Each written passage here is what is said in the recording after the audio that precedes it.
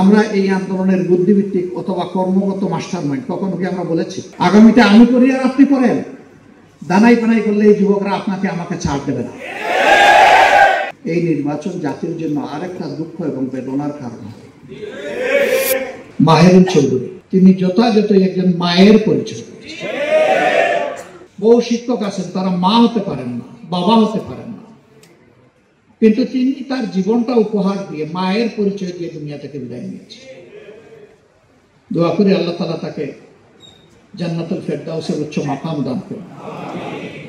তাকে এবং যারাই নিহত হয়েছে তাদের সবাইকে আল্লাহ তাআলা শহীদ হিসাবে কবুল করুন, আর পরিবারগুলোকে আল্লাহ তাআলা সর্বোচ্চ ধৈর্য ধারণ করার তৌফিক দান। এর বিনিময়ে দুনিয়া আখিরাতে আল্লাহ তাআলা তাদেরকে সম্মান এবং মর্যাদা দান করুন। আর যারা আহত হয়ে কাতরাচ্ছে আল্লাহ রাব্বুল আলামিন তাদেরকে সুস্থতা দান। আমরা নিজেদের অবস্থান থেকে দায়িত্বহীনভাবে সমাজের সকল শ্রেণী পেশার মানুষকে এই মেসেজ, এই বার্তা দিতে চাই। সততা, স্বচ্ছতা, দেশপ্রেমের পথে আমরা চলব অবিরত খরস্রোতা নদী হয়ে ইনশাআল্লাহ।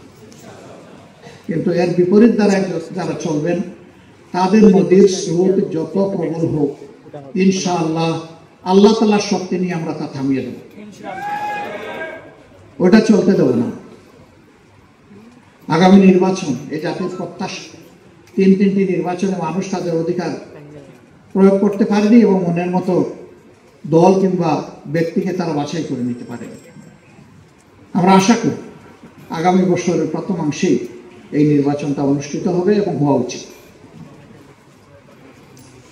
এর সাথে আমরা এটাও বলেছি যে যদি প্রয়োজনীয় বেসিক সংস্কারগুলো করা না হয় আর যদি আগের মতোই নির্বাচন হয়, এই নির্বাচন জাতির জন্য আরেকটা দুঃখ এবং বেদনার কারণ হবে।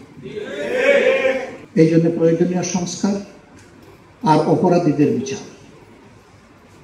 আমরা জানি সব বিচার এই সময়ের ভিতরে শেষ করা সম্ভব নয়, কিন্তু বিচারের ক্ষেত্রে আমরা সরকার এবং বিচার বিভাগের আন্তরিকতাটা দেখতে চাই। আমরা দৃশ্যমান কিছু দেখতে চাই। 2-4টা হলেও শীর্ষ অপরাধীদের শাস্তির ব্যাপারটা আমরা দেখতে চাই। এরপরে এই ধারা চলমান থাকবে। যারা পরবর্তী পর্যায়ে দেশের শাসন ক্ষমতায় আসবেন তাদের নৈতিক দায়িত্ব হবে এই বিচারকে চালিয়ে নেওয়া এবং এটাকে সমাপ্তির দিকে নেওয়া। যদি কেউ ধানাই পানাই করেন, মনে রাখবেন যুবকরা রাস্তা চিনে ফেলেছে।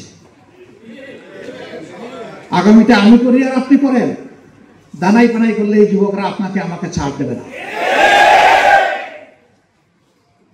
যুবকরা মনে করতে পারে যে আপনি তো একটা বয়সে এসে গেছেন, আমাদের উপরে সব দিয়ে দিলেন, লড়াই কি আমরাই শুধু করব?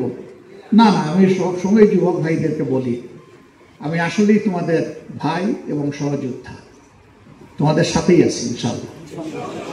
এবং সেই লড়াই আমি পিছনের কাতারে আস্তে আস্তে হাঁটবো না, তোমাদের হাতে হাত ধরে ইনশাআল্লাহ সামনেই থাকবো আল্লাহ। এটা শুধু আমার অবস্থান নয়, এটা আমাদের দলের অবস্থান।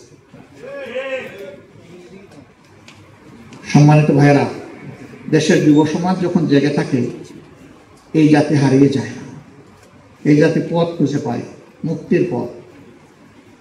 আমরা আমাদের যুব সমাজকে নিয়ে খুবই আশা। আমরা এই যুব সমাজকে অন্তরের মধ্যে ভালোবাসা এবং শ্রদ্ধায় দাঁড়াবো। শ্রদ্ধার কারণে এই জাতির মুক্তির লড়াই আমরাও করেছি, কিন্তু ফিনিশিং আমাদের হাতে হয়নি, হয়েছে আল্লাহ তাআলার মেহেরবানিতে ওদের হাতে। অতএব তারা এই শ্রদ্ধা পাবে এই জাতির কাছ থেকে, এটা তাদের পাও না, আমরা দিয়েই যাবো। এটা যে যাই মনে করে।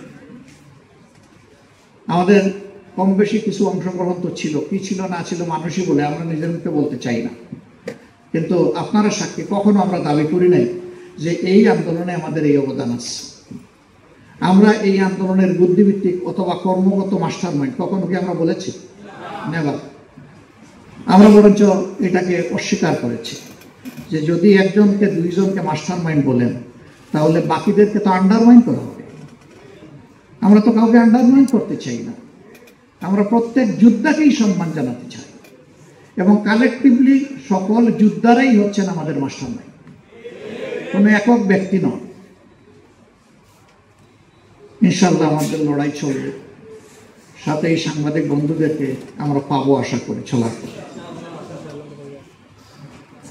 আমাদের সব কথা সবার পছন্দ নাও হইতে পারে এবং সব কথা সঠিক নাও হইতে পারে। যদি বেঠিক কোনো কথা বলে ফেলি আপনারা দয়া করে আমাদেরকে বলবেন।